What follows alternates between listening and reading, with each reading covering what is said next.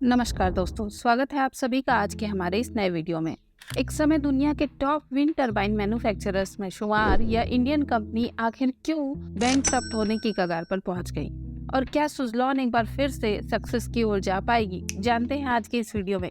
दोस्तों, सुज़लॉन एनर्जी की शुरुआत साल 1995 में गुजराती बिजनेसमैन तुलसी टंटी जी ने की थी। उन्होंने नोटिस किया कि बिजनेस के लिए रॉ मटेरियल के बाद जो सबसे बड़ा खर्चा होता है वो होता है इलेक्ट्रिसिटी का। जिस प्रॉब्लम को सॉल्व करने के लिए उन्होंने रिन्यूएबल एनर्जी के ऑप्शंस तलाशे और विंड एनर्जी का प्रोडक्शन करने का सोचा। सुज़लॉन बेसिकली दो काम किया करती थी, पहला विंड टरबाइन की मैन्युफैक्चरिंग और दूसरा उसका मेंटेनेंस करना।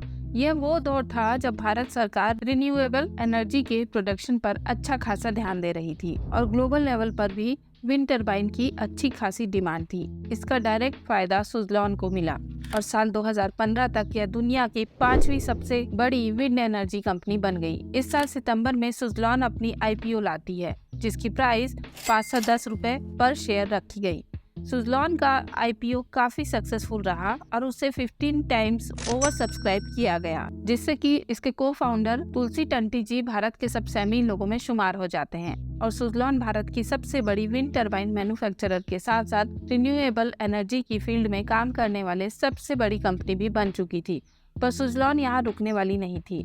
तुलसी टंटी जी डिसाइड करते हैं कि अब सुज़लॉन को और भी ज्यादा एक्सपेंड करने का टाइम आ गया है। वो विंड मिल से जुड़े दो और कंपोनेंट्स की मैन्युफैक्चरिंग शुरू करने का डिसीजन लेते हैं, जो थे ब्लेड, शाफ्ट और गियर बॉक्स, जिसकी मैन्युफैक्चरिंग में सुज़लॉन ने उस समय तक कोई एक्सपर्टीज नहीं थी। पर एक सक्सेसफुल आईपीओ के बाद सुज़लॉन के पास काफी सारा पैसा आ गया था, जिसका इस्तेमाल वो इन कंपोनेंट्स को बनाने वाली ग्लोबल कंपनीज को खरीदने में करती है।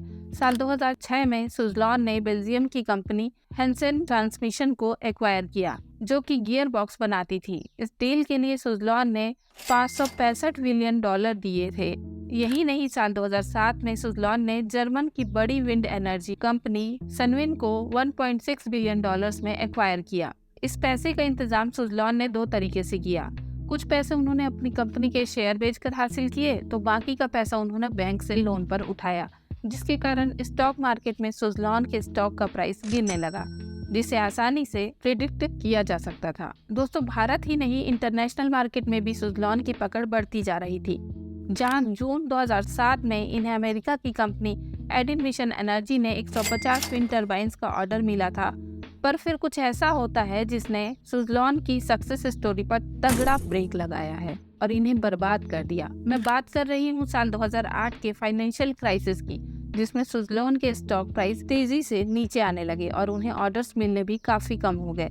साल 2011 तक सुज़लॉन की कंडीशन ऐसी हो चुकी थी कि वह बैंक का लोन चुकाने की भी कंडीशन में नहीं थे और उन्होंने डिफॉल्ट करना शुरू कर दिया था। सुज़लॉन की प्रॉब्लम यही नहीं रुकी, क्योंकि इसी साल भारत सरकार ने विंड एनर्जी पर इंसेंटिव देना भी बंद कर दिया और फिर साल 2011 से 2015 तक सरकार ने विंड एनर्जी प्रोजेक्ट का कोई भी टेंडर नहीं निकाला, क्योंकि अब गवर्नमेंट का फोकस विंड एनर्जी पर नहीं बल्कि सोलर एनर्जी पर था, जिसके कारण सुज़लॉन साल दर साल लॉसेस में जाने लगी। सुज़लॉन का बैंक लोन्स का बोझ इतना बढ़ता जा रहा था और साल 2019 में तो एक समय यह कंपनी बैंकरप्ट की कगार पर पहुंच गई थी। पर तुलसी टंटी जी इस सिचुएशन को पहले से ही प्रिडिक्ट कर चुके थे, जिसके चलते कंपनी को इस डेट ट्रैप से निकालने के लिए उन्होंने एक बड़ा फैसला लेते हुए कंपनी के एसेट्स को बेचना शुरू कर दिया। साल 2015 में ही सुज़लॉन ने $1.6 बिलियन में खरीदी गई कंपनी सनविच को महज $860 मिलियन में बेच दिया और फिर सन फार्मास्यूटिकल्स को सुज़लॉन का 23% स्टेक भी $220 मिलियन में बेच दिया गया।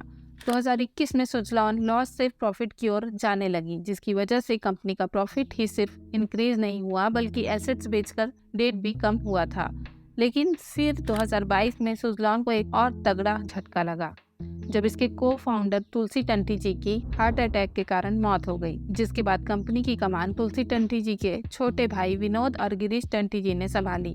इन्होंने भी सुज़लॉन का लोन कम करने के लिए इसके एसेट्स को बेचना जारी रखा, जिसके चलते आज सुज़लॉन का लोन 150 करोड़ से भी कम बचा है और रिटेल इन्वेस्टर्स एक बार फिर से इस कंपनी पर भरोसा कर रहे हैं। यही नहीं, रिसेंट ईयर में भारत सरकार ने एक बार फिर से विंड एनर्जी के सेक्टर पर ध्यान देना शुरू कर दिया है और इस सेक्टर में बड़े बड़े प्रोजेक्ट निकाले जा रहे हैं, जिसका फायदा भी सुजलॉन को होने लगा है। यही कारण है कि कुछ समय पहले सुजलॉन का स्टॉक प्राइस इतने सालों के बाद ऊपर आ गया था। लेकिन क्या सुजलॉन एक बार फिर से अपनी सक्सेस स्टोरी लिखेगा, यह तो वक्त ही बताएगा। क्या आपने सुजलॉन एनर्जीज में इन्वेस्ट किया है? तो हमें कमेंट करके जरूर बताएं।